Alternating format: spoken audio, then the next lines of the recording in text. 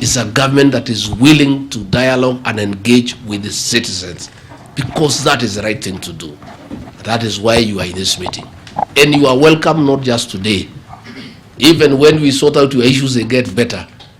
Don't just come when there are problems. Come and say, no, Deputy President, our things now are okay. And you can invite me for a drink when things are better. Don't just come when there are problems. This is your office. Without you, I will not be here. Without you, President William Ruto will not be in State House. And that we know. And one of our tool of governance is continuous engagement with the people of Kenya. And it's for that reason that I granted that audience, because we are people's government. That the Ruto administration will continue to listen to the people of Kenya. And you are welcome to all our offices. We have told our cabinet secretaries, our principal secretaries, to open the doors to the people of Kenya. We'll have time to listen to you all the time. And that is where we are here today, to listen to you.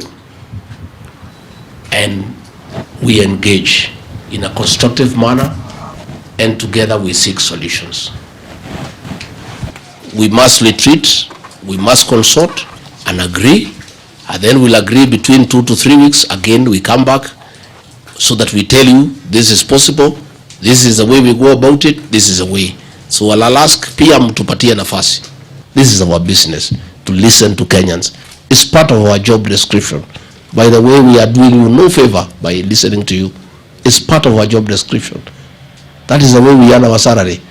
We want to build our relationships with all friendly countries. We want to grow trade. We want to increase the volume of trade. We want to send exports there, as is they say their exports here, and we will look for a solution without antagonizing any country.